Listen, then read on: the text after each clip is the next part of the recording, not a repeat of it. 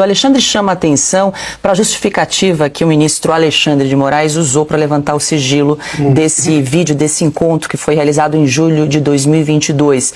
Moraes disse que essa decisão foi tomada, aspas, diante de inúmeras publicações jornalísticas com a divulgação parcial e editada de trechos da reunião.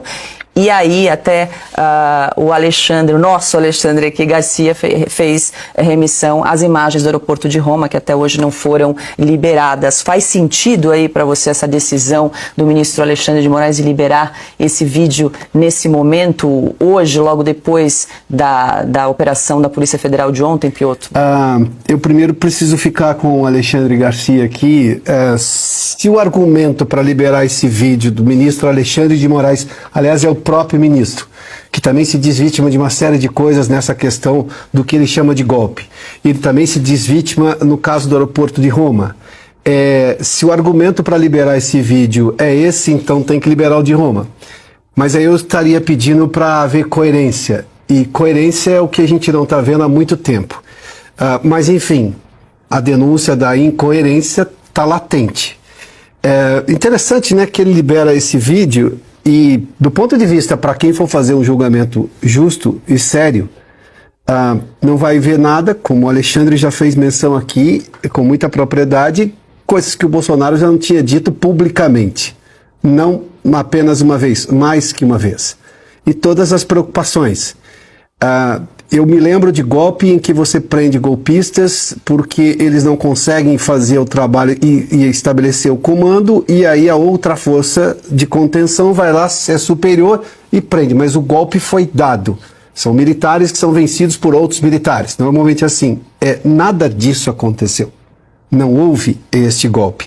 Fato é que na peça do ministro Alexandre de Moraes, ontem nós falávamos sobre isso, né, Paula? Tudo é hiperbolizado. Qualquer fato, qualquer citação, qualquer coisa encontrada, qualquer frase, tudo leva a golpe. Então é golpe, mais golpe, mais golpe, mais golpe, vai resultar numa peça que acusa todo mundo de golpe. Só que aquela lógica do recato, porque a justiça, o conceito de justiça e também da justiça brasileira é feita pela lógica da razoabilidade e da proporcionalidade. É razoável propor que tudo realmente é golpe, sendo que não existiu um golpe tal como se conhece, em que você tem vozes no Brasil, inclusive dentro do próprio governo, para citar novamente o ministro Múcio, que não só ele não relativiza a questão do golpe, ele nega a possibilidade. Ouvimos isso inclusive agora do próprio ex-presidente Michel Temer, numa entrevista que ele concedeu à rede TV CNN aqui no Brasil, em que ele diz, é uma tentativa de pensar, ou seja, nada que tenha levado ao andamento do que se poderia configurar na prática um golpe. O ministro tira o sigilo, de forma incoerente com relação ao outro sigilo, tudo bem, mas isso é um outro assunto, mas o vídeo, na íntegra, mostra o quê? Mostra que não tinha nenhum golpe formatado. Tinha ali uma preocupação com questões democráticas, mas essas preocupações eram de milhões de brasileiros também. Aliás, o que de fato aconteceu, e não foi intencional, não foi intenção que pode ter dado errado ou não, é caso de censura prévia. Quando a ministra Carmen Lúcia, lá no Supremo, dizendo que a censura prévia e que o cala-boca já morreu, enfim, essas coisas todas, reconhecendo o texto constitucional, concede a censura prévia para aquele filme, o documentário da Brasil Paralelo, que não poderia dizer quem matou Jair Bolsonaro, era um vídeo. A liberdade artística de audiovisual está garantida na Constituição e a censura prévia é vedada constitucionalmente. Não há dificuldade de entender o texto constitucional, ele é muito objetivo, direto e simples nessa questão. Isso aconteceu, e isso aqui não é um golpe na Constituição? Não é um golpe no artigo constitucional que está claro ali?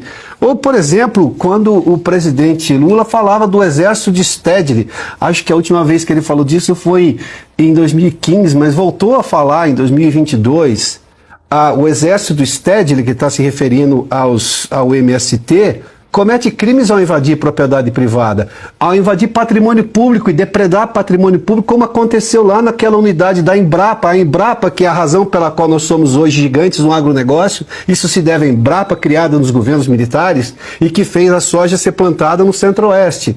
Essa Embrapa em Pernambuco foi vandalizada pelo MST. Isso é crime consumado, não é tentativa, não é ameaça, não é nada disso. Então, você tem hoje aqui, já vou encerrar minha participação aqui inicial, é uma relativização sobre tudo o que é da esquerda e é uma relativização gigantesca do que é direito democrático e constitucional. E daí sim, por outro lado, uma afirmação categórica de que tudo o que supostamente poderia ser determinada coisa vindo de qualquer pessoa da direita é crime, é absoluto. Já não há mais questionamentos. Atenção que nessa peça do ministro Alexandre de Moraes, ele diz que é uma medida cautelar, que não a prisão, ou seja, ele está pensando sim na prisão. Não daqueles que já foram presos, mas também do presidente Jair Bolsonaro, que entregou o passaporte como determinação, como medida cautelar. Nós temos várias coisas que nesse país, muita gente está se fazendo de cego, mas elas continuam acontecendo, e são assombros à legalidade, à constitucionalidade desse país. A Constituição não morreu, ela está sim, foi sequestrada, mas ela continua existindo, precisamos recuperá-la, porque o Supremo talvez já não consiga mais guardá-la.